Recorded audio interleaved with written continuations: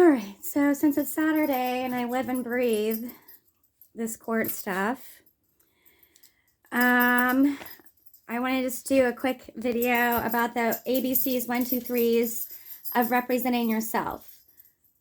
Being self-represented, your own attorney, and some things that you can do on your own without having an attorney. So some things are that are just way easier, like we're not filing these motions and everything. So let's say, for example, you are a stay-at-home mom and you want to leave your ex, but you don't have any money. Well, you can just go straight to the courthouse and you can go to the domestic relations office and you can file your own application for child support and spousal support, okay? And if you don't have kids and you're married, you can file for spousal support. And that, now depending, you have to wait to get a hearing and then wait for that order to come out before you start getting any money. But at least you'll have that much power to go apply. And if they do things correctly, you don't need an attorney. It's just a calculator. And these people just go off the calculation and to choose your child support. Now, when I went, and I did do that. So I did do that. Someone had told me to do that. Jenn, actually, one of the other times a few months before I got the PFA and I was trying to leave Gino. And then you may remember, this is when I was going to be moving to Ohio, and then he talked me into calling and canceling that child support hearing. And I did. I called and canceled it because I thought he and I were working out a deal, which was no deal at all, of course. So anyways, and then the next time that I filed for that, I had an attorney file for it, and I had an attorney, I can't remember if I filed for it or if Attorney Shore did, but regardless, I had an attorney go with me and represent me for that. And I knew that he was going to fight me hard on the money. Like, I knew I needed a good attorney for the money. And honestly, I didn't even really think I needed an attorney at the time for the simple assault because I thought for sure that was going to be dropped, but it was increased. So anyways, and I had a public defender that day in Westmoreland County who was absolutely horrible, but that's another story. So the 123's. If you want to represent yourself as your own attorney, not just for child support, but through the divorce, or maybe you've had so many attorneys and your ex is court happy and you're like, I cannot afford to be doing this for years, you can represent yourself. And if you have the personality for it, then you'll be able, or not, or if you're just brave enough to stand up and speak, then you will be able to probably represent your case better than any attorney, because divorce custody attorneys that are divorce custody cases that are messy, there's so much involved. And like with my situation, how could I go to a brand new attorney and explain all of this from the get-go till now? Like, seriously, like, okay. So, like, you can, if you're in an emergency situation, like when I was punched in the head, this was the first motion I filed on my own. However, I didn't really do it on my own. I just showed up at the courthouse. I went to the 3rd floor because that's where Gino and I had our other hearings relating to other things. And I just went there and I was like, I was punched in the head. I have a concussion. I need to file an emergency hearing. And some lady just helped me, and I did it. She handed me like a blank paper and I just filled out all the information handwritten. And I think I did it this way 2 times. So then the next emergency that I had, I just went back to that same floor and was like, I need this same lady to help me. And someone did help me. I don't know that it was the same lady. And I did it that way twice. So, I mean, in an emergency situation, you could show up at the courthouse and be like, hey, I don't have an attorney.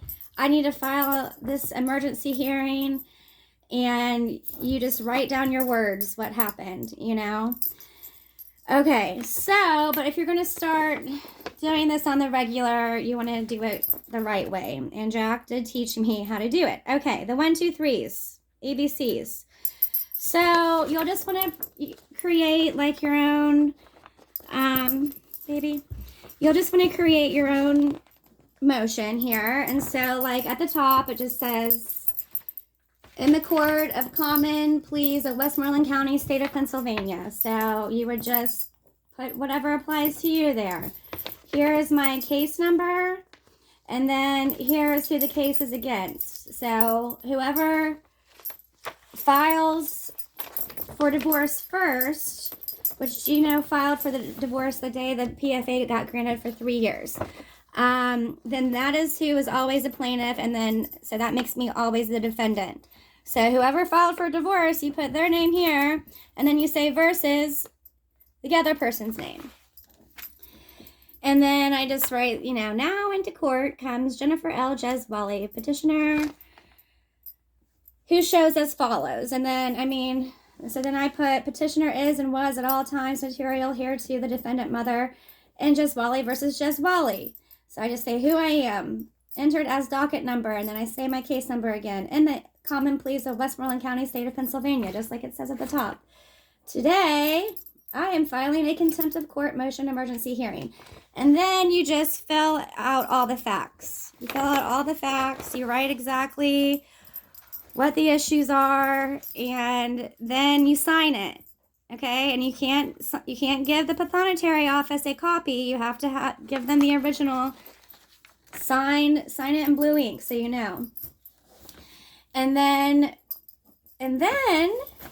you take it to the pathonetary office. Now the pathonetary office may be called something different in your town, but if you go into the courthouse with this typed up, and if you go into the courthouse and you can just look on the wall, pathonetary. It's on the 5th floor at the Westmoreland County Courthouse. If nowhere it says, if it doesn't say pathonetary anywhere, that is the official name of this office, pathonetary. Some may call it an old school name. Maybe at your courthouse it's called something different. You just ask someone, where is your pathonetary office that I file this? They're going to know what you're talking about, chances are, if they work there.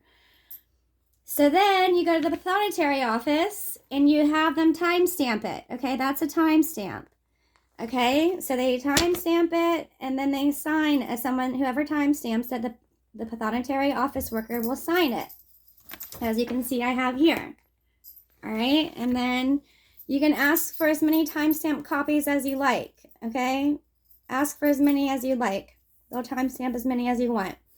They'll keep a copy, and then you need to serve a copy to the opposing parties. So you would serve a copy to your ex's attorney, you would serve a copy to the judge, and you would serve, if you have a guardian ad litem, then you would also serve a copy to them. And then that's that. And then you just wait for the judge to respond with a court date in the mail. Okay?